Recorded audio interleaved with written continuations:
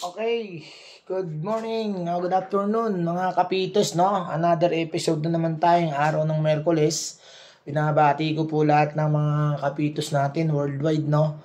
Lalo-lalo na yung mga chapter ko at mga kapwa nating arbitero na sa ibayong dagat, saan man kayo lugar naroroon ngayon.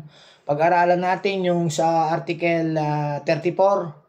So, ano po ba ang ibig sabihin dyan sa Article 34 na yan? Yan yung personal foul natin Legally contact with an opponent on the court. Ibig sabihin, yan yung mga tinatawag natin na foul, pushing foul, holding foul, blocking foul. Yan yung mga sa mga personal foul natin Nakasaad dyan sa 34.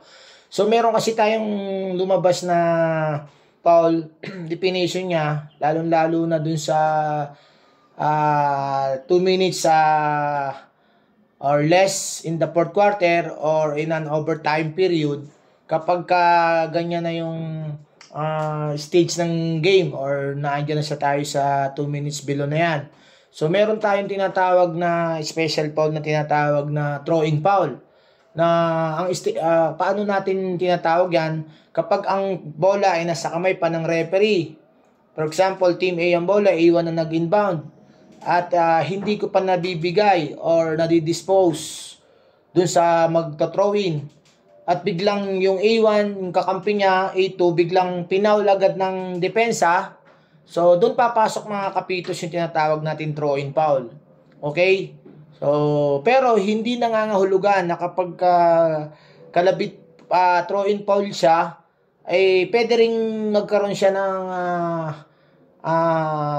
unsportsmanlike foul kung ma-meet niya yung criteria ng UNSPO, no? According do sa Article 37 natin. Ibig sabihin wala pa rin ligtas yung defensive team na kapag ganun yung ginawa nila at pumasok sa criteria, pwede pa rin siyang tawagan ng unsportsmanlike foul kung papasok siya sa criteria o tinatawag natin na hard contact o excessive yung ginawa, no? So, ganun pa rin po. Ang pagkakaiba lang po ng throw-in foul, one set lang po yung binigay ng FIBA, then kung saan po natapos na stop yung play or the foul where the foul occurred, doon po natin i-inbound yung throw-in, no? So, after one shot, bibigay natin yan sa team A kung team A po yung nag-inbound that time, 2 minutes below. So, without jumper. So, yan po yung sinasabi diyan. Pero, kahit na po penalty po yung kalaban nila, mangibabaw pa rin po yung one shot lang para sa kaalaman po ng lahat, no? So, yun po yung ano natin diyan, administration natin sa tinatawag po natin diyan sa Article 34. At yan din po yung pinalit mga kapitos dun sa Article 37 natin na bullet number 5 na dati ang nakalagay dyan kapag less sa 2 minutes or below in the fourth quarter or in an overtime period. So, ang binibigay dati dyan 2 free throw plus ball possession. Ngayon, pinababa na ng FIBA. Binigay nila one shot na lang. Then, same ball tayo. Doon po ang inbound where the foul occurred or where the foul stopped.